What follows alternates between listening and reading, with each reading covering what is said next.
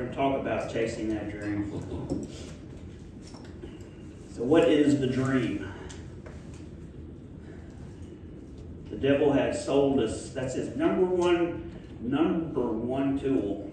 That's all he has to do. And we, as parents and other society and a lot of just around everybody that somebody comes in contact with when we're young, is also professing the dream.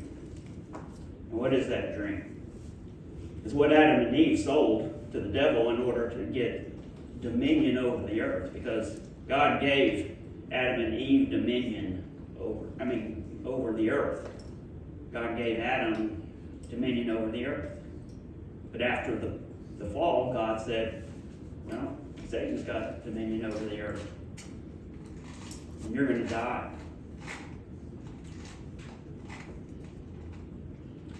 So the lie is, we've been told that we can do anything we want.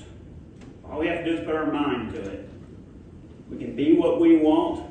We can do what we want. We can have what we want.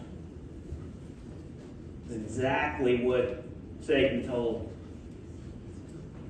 Adam, or Eve, actually told Eve first. Because we can be gods. We can determine what we're going to be, what we're going to do, what we can have. We can do that. And we still, even as Christians, we still chase the dream. We still think that that's within our hands.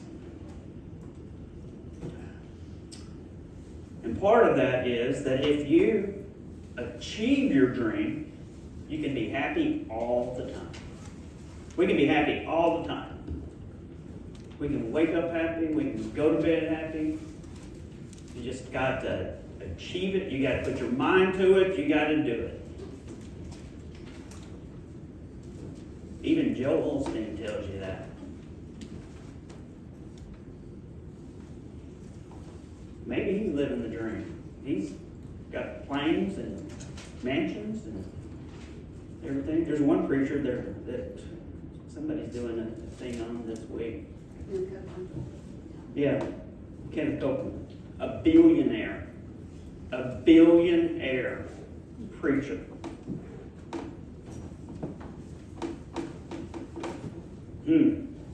Makes you wonder, doesn't it? He bought into it. He could be, I wonder how happy he is. I wonder how happy he's going to be in eternity. So, is happiness really what God intends for us to have? Is that really our goal? Is that what we should be chasing after?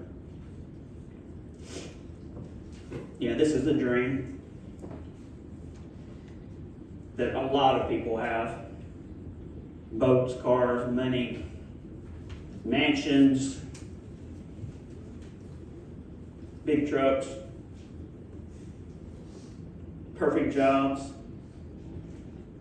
The problem with the perfect job is you become, okay, you're vice president or president of this company. Next day you go to work. Yep, you know what? You're really going to have to improve here, board of directors say. And you're going to have to put a lot of effort into this. You're not really performing as well as you should. Here's your goals now. And you're going to have to convince these people to work harder. Oh, and you need to lay off about 20% of them. Oh, and you got all this money now. Oh, your daughter wants to go to school in Switzerland. All of a sudden, you're barely making ends meet every month. That's what that dream gets you.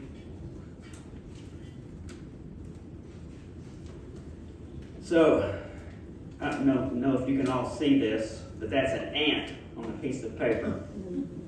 It does a good job of demonstrating how life works.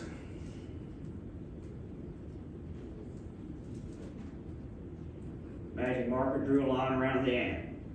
The ant can't get across the line. You can go do this at home if you want to. You didn't cross that line is like the dream. You finally got across it, and what happens? Satan draws another line around you. You know what? You didn't have that. You need to be on the board of directors now. You know, you got to do well in that job so you can get that. Or, you know what? $10 million isn't enough. You really need $50 million if you're going to make it. And so what does our world look like as the typical human? We're in this big circle, but there's an infinite number of these circles. And we're a little human in these little circles, and we're trying to get out. And every time we get past one of those goals, we get another circle drawn around us. And we just go on and on and on and on. So what did King Solomon say? The wisest one who ever lived, according to the Bible. Ecclesiastes 1:14, and I love Ecclesiastes, and I'm not sure if that's a good thing, but it is. And if you haven't read it, you really need to be a Christian to get through it. Otherwise, it's going to be it's kind of a downer, the whole thing. But I knew the end of the story, and as Christians, we know the end of the story, so it shouldn't be that much of a downer. But it should be a downer for somebody who's not a Christian. It says, I have seen all the things that are done under the sun. All of them are meaningless, a chasing around the wind. Exactly like the ant, right? And 1 through 2 says, I said to myself, come now, I will test you with pleasure, find out what is good. But that also proved to be meaningless. Laughter, I said, is madness. And what does pleasure accomplish? So he was in a position, he was the richest person that's ever lived. He could have all the pleasure he wanted, and it didn't do anything for him. He crossed that line, he got out of that circle, and he got another circle. Yet when I surveyed all that my hands had done, and what I had toiled to achieve, everything was meaningless, a chasing after the wind. Nothing was gained under the sun. So I hated life, because the work that is done under the sun was grievous to me. All of it is meaningless, a chasing after the wind. And I saw that all toil and all achievement spring from one person's envy or another. This too is meaningless, a chasing after the wind. He wanted people to envy him. That's why he did it. He was prideful. And he found that that wasn't enough. He could have everybody around him envy him, wish they were him. That didn't do anything for him either. He was able to achieve getting through more of these circles than any of us have or ever will. Better what the eye sees that the roving of than the roving of the appetite. This too is meaningless, a chasing after the wind. It's better to be happy with what you've got and quit looking for more stuff, is what he's saying. Quit looking for the next circle. Stop. So you achieve the goal, you gotta climb the mountain here. Get there. There's plenty of examples of that. I've talked about it before. And then he's like, now what? There's not another mountain, this is the tallest one. I can't get another one. So what am I gonna do? I gotta find a new hobby. Otherwise, I'm just gonna climb the same mountain again. So what happens when we reach the goal? Some of us, we just keep trying. We just keep going. Oh, the next goal, the next goal, the next goal. That'll be it. That's when I get the happiness. But a lot of people, they just self-destruct. They go out through their life chasing that dream, and they die chasing that dream. never find a way out. Some fall and find Christ. Some can find Christ, but they're kind of in between. They're kind of chasing the dream, and they're not really happy. They found Christ, but they haven't found the happiness that they thought they would get. They had happiness when they first got saved. They truly got saved. They had that joy of being saved, but it kind of faded away.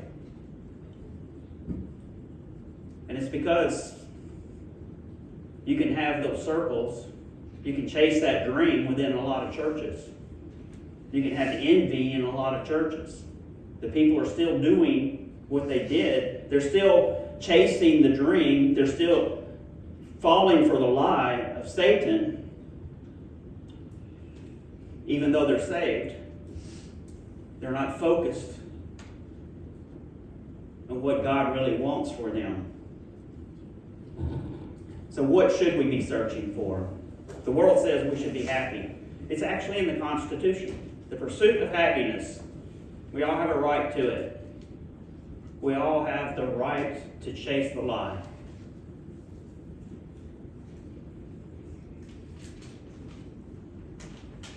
But pursuit of happiness is a destructive force that wears us out, and it can lead to your ultimate destruction.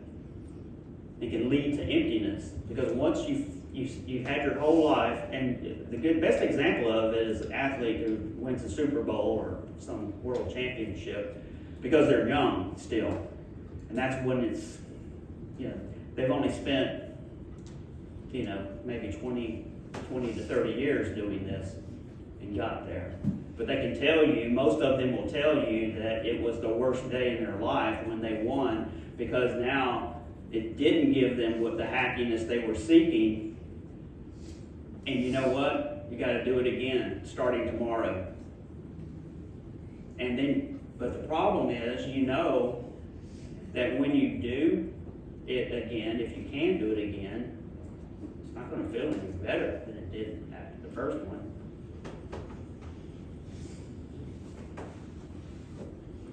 But the pursuit of the lie satisfies the devil's intent of it. It motivates humans to do their bidding, to do the bidding of evil. It causes us to buy things. It causes us to pursue things. And most of those things, or a lot of those things, are sinful things that it's trying to convince you to do. Or you're doing sinful things in order to achieve the goal that you want to achieve. The goal may be not sinful in itself, but the things that you have to do to go through to get that goal could be. Now this is, there's always the world, society, especially us in the United States, and the usage of words, it's I don't think it's accidental. We start, or we are induced or trained in some way. We use words different than their original intent was. We start using words synonymously with other words when in fact they don't mean the same thing. And I don't think that's unintentional. Joy versus happiness. Happiness versus joy is happiness is fleeting and dependent on external events. Happiness is short-lived. You can't be happy all the time. You can ask a drug addict or somebody, right? I mean, it's there and it's gone. Then you got to do it again. And then you got to do it more. But that's every addiction, which we talked about in the past, that even money has a similar addiction. The pursuit of money creates the same endorphins, dopamine, that drugs do. And it's not the actual obtaining the money, it's the pursuit of the money. But once you get the money, you drop down in a lower state, the dopamine drops until you start pursuing more money again, and then the dopamine rises again. And that's no different than any other addiction. And they've done those studies monitoring the human brain. Joy is a deeper, more durable state of well-being that can coexist with suffering and is grounded in a spiritual perspective. Happiness is circumstantial, and your circumstances will constantly change. Let's see. Okay, you won the lottery just last night. You get to split it with this other person. You've got $800 million to figure out how to spend. Is that a good thing or a bad thing?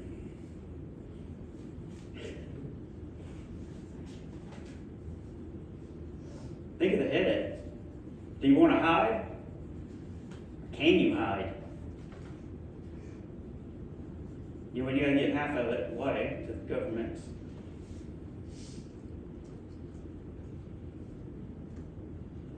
It creates a lot of problems in your family and friends. Oh, you're going to have a lot of them. You're going to have a lot of friends. You might have family that you didn't know you had. You will.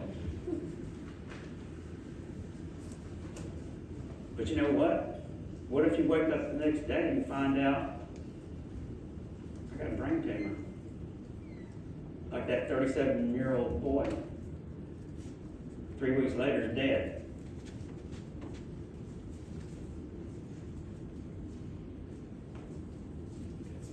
So if you're chasing happiness, you may get a whiff of it, just enough. It'll give you a little whiff of it. And then you'll start chasing it again. I got to get it again. The interesting thing about joy is it has a relationship with suffering. It's because you are aware that the suffering is also temporary. Like happiness, suffering is temporary. As Christians, we know that our entire life here is temporary. So obviously, however much suffering we're going through, it's temporary. But it suggests that joy can coexist and even be strengthened by adversity. You can have joy in adversity through Christ. The true biblical peace and joy cannot be taken away from believers by men or circumstances, since it comes from God. John said in Romans 14:17.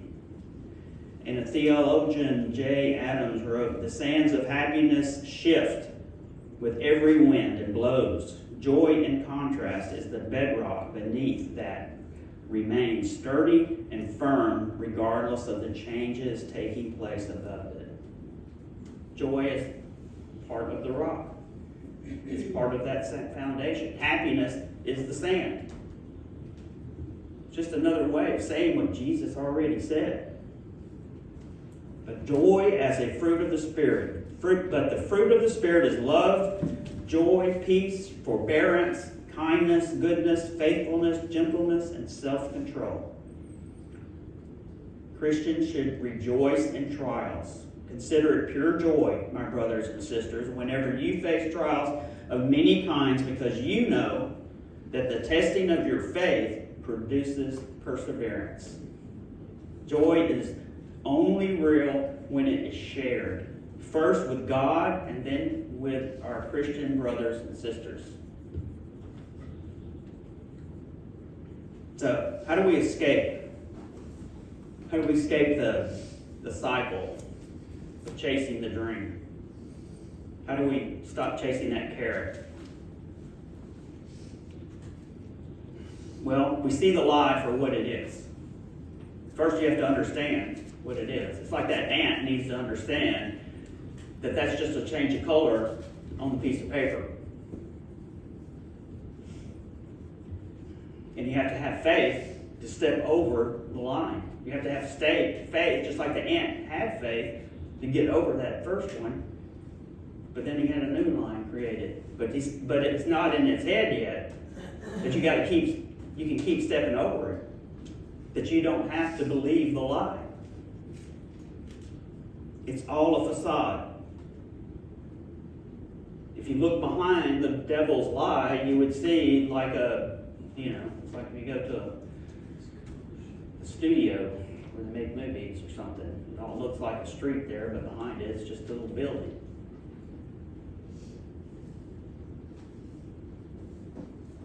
And again, everything I've said, I'm saying it a different way than what's in the Bible. Kind of relating it more to our time here, where we are in time and space in this country. I was blind and now I can see. I couldn't see that this was a lie, and now I can. So, how do we get joy? Psalms 16:11. You make known to me the path of life. You will fill me with joy in your presence, with eternal pleasure at your right hand. And Isaiah says, 26:3, you will keep in perfect peace those whose mind are steadfast, because they trust in you. And in John 15:11, I have told you this so that my joy may be in you, and that your joy may be complete. And in John 16:22, which was our verse today, so with you now is your time of grief, but I will see you again, and you will rejoice, and no one will take away your joy. And in Philippians 4:7, and the peace of God, which transcends all understanding, will guard your hearts and your minds in Christ Jesus. That one's interesting, because what it's telling us is that the people who are chasing the lie all around us, the majority of the people, they're going to think you're crazy.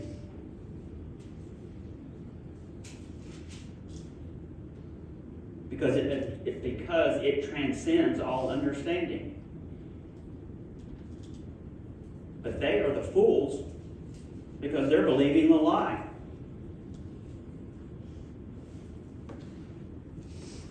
We can look up because we're not even on that piece of paper.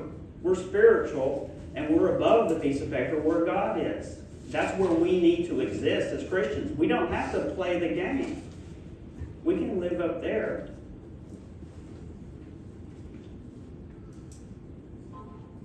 So is there joy on earth? If it comes from God, yeah, there's plenty of joy as Christians. If we'll quit chasing the happiness and focus on the joy. There should be joy in being around other Christians. There should be joy in doing God's will. There should be joy in helping others find their way with Jesus. The joy only comes from a relationship between a person and God. That's the only way you can have joy that continues to exist through all of the problems that we will face. And we will all know that we will all face problems. We're all facing problems today.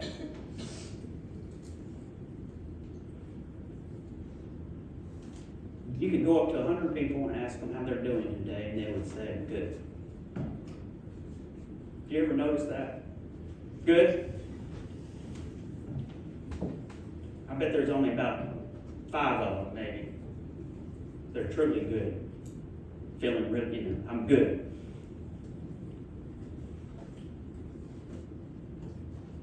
But you're not going to find a circle that is filled with joy on that piece of it. That ant is never going to find a circle filled with joy. It doesn't exist there. It only exists up there. And I don't know how far an ant can look up. I think it can if it's standing on something, but I don't think otherwise. I don't think it can look up that far. Because joy is in heaven, and its source is God, just as love is source is God. And so I'm going to take 5 minutes, because I said if I had 5 minutes, I'd read this. So I'm going to go back to Ecclesiastes.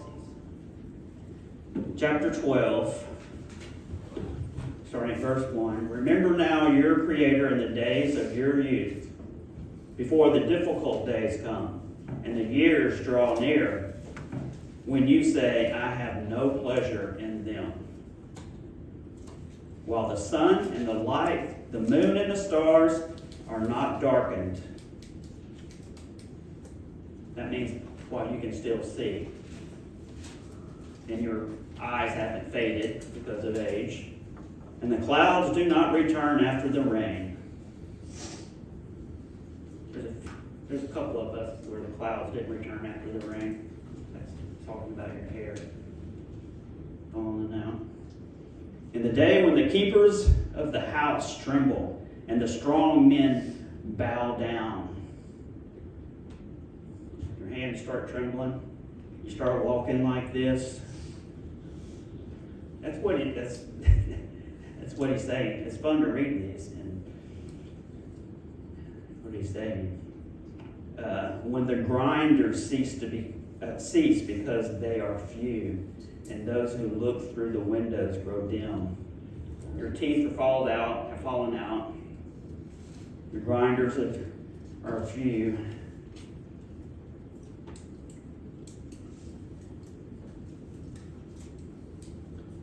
When the doors are shut in the streets, and the sound of grinding is low, when one rises up at the sound of a bird, and all the daughters of music are brought low. See, you can hear the music. I'm so old. You were talking about that this morning. But you know what? If I hear a bird tweet in the morning, I'm up at 5 a.m. or 4:30 a.m. She was just talking about as we get older, how we wake up early. Most people. I'm not going to read the next ones because it's kind of not appropriate. But what does he come to the end? What is the whole duty of man? What does Solomon say? And moreover, because the preacher was wise, he still taught the people knowledge. Yes, he pondered and sought out and set in order many proverbs. The preacher, which really is teacher, sought to find acceptable words, and what was written was upright words of truth. The words of the wise are like goads, and the words of scholars are like well-driven nails given by one shepherd. And further, my son, be admonished by these. Of making many books there is no end, and much study is wearisome to the flesh. Let us hear the conclusion of the whole matter. Fear God and keep his commandments, for this is man's all. For God will bring every work into judgment, including every secret thing, whether good or evil. After all of that, 700 wives, that's when he really lost his mind. Everything that he had gained, all he needed to do was just listen to God, love God.